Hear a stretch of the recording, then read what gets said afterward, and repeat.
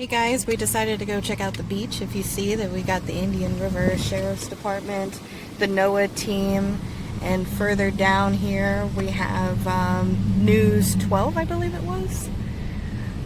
But this is the busiest I've ever seen this beach, and everybody is just fascinated to see what it's looking like on that water right now. So let's check out what the water looks like. This is what the ocean